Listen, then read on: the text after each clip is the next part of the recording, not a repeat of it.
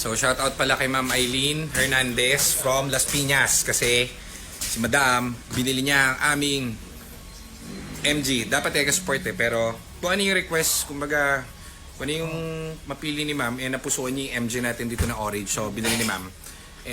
Hindi yun about si brand, about yun dun sa tiwala sa atin. Follower daw yan si Ma'am since QC branch pa kami. Thank you Ma'am. Ayan sila Mark Yaris. Mark Yaris, sabi ni Ma'am, ano raw, what's up daw? Nahanap ka kanina. Suplado ka daw. Suplado ka daw eh. Pinati ko nga si Ma'am eh. Ayan, so pakita ko sa inyo yung MG na binili ni Madam. Hindi na raw siya nagdala mekaniko, tiwala daw siya sa atin. Sabi ko, yes naman ma, kung problema, hindi ka namin bibigyan. May problema ang unit, syempre. Tara, tayo rito. Pakita ko sa inyo yung MG natin. Alang yata talaga yung mga tao ko.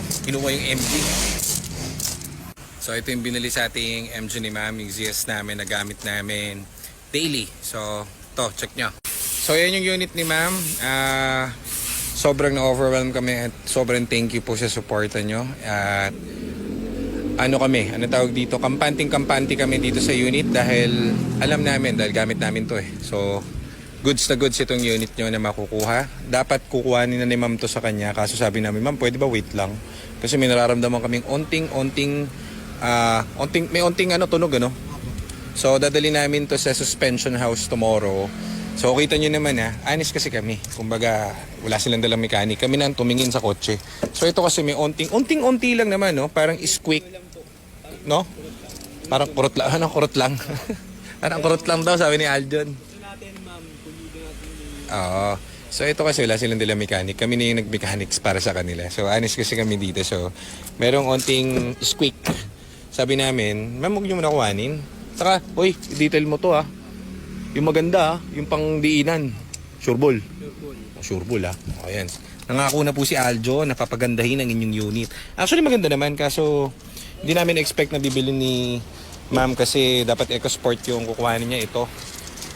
Sabi namin, Ma'am, test drive mo, feel mo kung ano yung gusto mo sa kanila.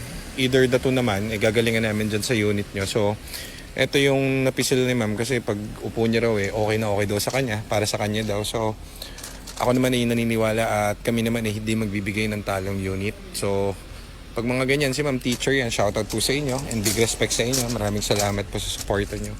Sensya na kayo, medyo busy tayo kanina at maraming pinapagawa dito sa unit. Ito, wala pa kang pinagawa dito. Ang history nito is first owned. Nakita naman nila Ma'am sa vlog dahil ating masugid na follower din si Ma'am. First owned, tiga bank yung yung unang may-ari. Then chinek namin to. Actually gamit namin, lagi nga namin gamit para i-review. So all goods, pakikinisin pa to and tatanggalin yung onting hiccups doon sa nararamdaman namin onting kalampag. So para pag nakuha ni Ma'am, all goods na. Na-PMS na rin daw pala to and everything. So kahit Ilocos dali niya to, wala magiging problem. Kung magka-problem ka, sagot ka namin Ma'am. Alam naman nila yan. So, ito, bibigyan ko kayo sample, bigyan ko kayo sample, ito. Ito, tokso namin, naalala nyo to, vinlog ko na to dati. So, ito, ang naging problem nito, naputulan ng belt. So, ngayon, ang nangyari kasi dito, dapat to, naka-due to, bago namin ibenta. Siguro mga 2 weeks pa bago i-release.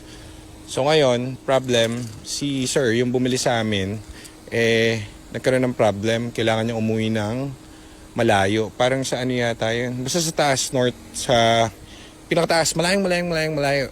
Sobrang layo. Sa Bela yata, parang ganun. So, ang nangyari, napaspas yung unit. Kumbaga, imbes sa 2 weeks timing reserve, wala kaming choice kasi pauwi siya galing abroad. Kailangan niya na service, so pinaspas namin to.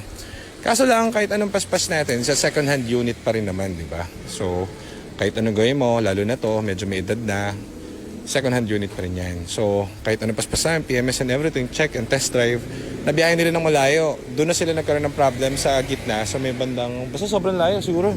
Parang 14 hours yata ang biyahe doon. Naputulan ng belt. So, hindi ako, ang tawag dito, sagot namin lahat yun. So, pinatowing namin and everything.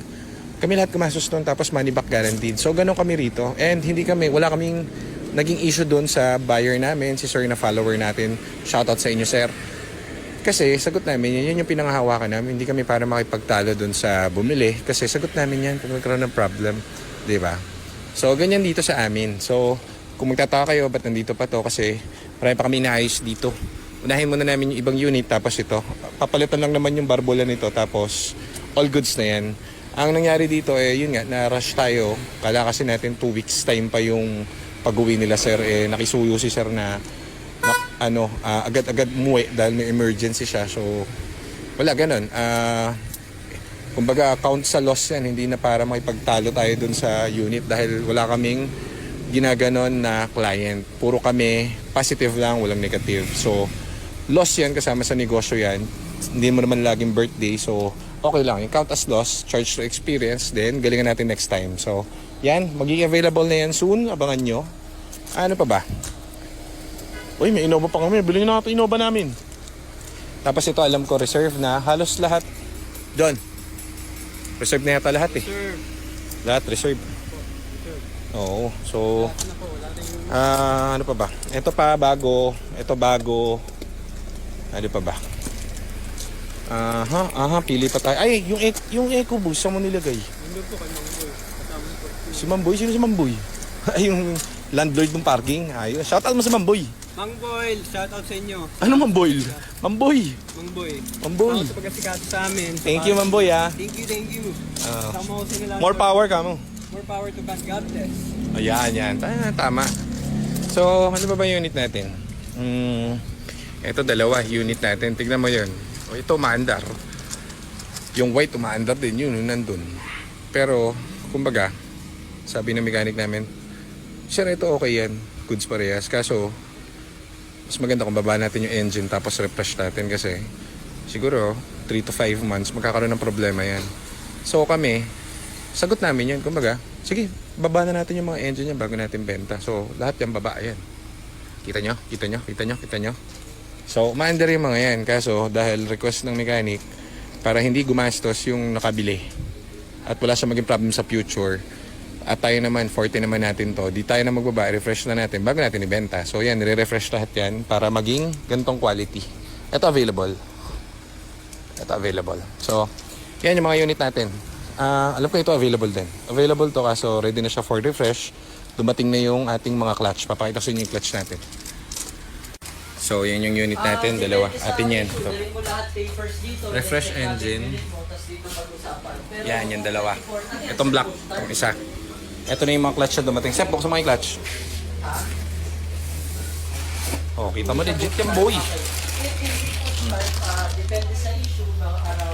Yung shift part nandun na. So, lahat yan bago i-release dito. Quality yan, boy. Diba? Tayo na lang magbayad. Oh. Ayos. Oh, yan ang kwento natin at vlog natin for today. Huwag kayong gumaya dito sa unit na to kasi madugo at marami kang magagastos. And shout out nga pala kay Sir Paul Dayo. Kay Sir Paul Dayo, nakabili sa atin ng unit. Kailan nakabili si Sir sa atin ng unit dyan? 5 months ago?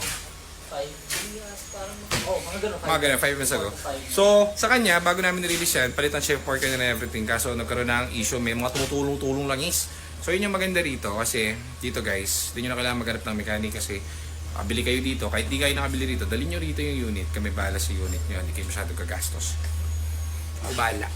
Ay, nakalimutan yung papaya ni Madam, oh. Bigyan kami papaya ni Madam, oh. Yung nagpapagawa ng EcoSport. So, ayan, shoutout kayo. Ayan, anak ko, yun, yung pogi. Shout out. Nakaputi. Okay, Rancy Boy, magay ka naman, Rancy Boy. Meron naman suplado. Suplado yan eh. Yan si Mark Yakis. Okay. So ayan guys, thank you and salamat sa mga buyers natin. Thank you very much sa tiwala nyo. And hindi ko sisirain yung mga tiwala nyo at magiging mabuting mamamayan ako na may pagmamahal sa kapwa at pag-ibig sa bayan. Thank you.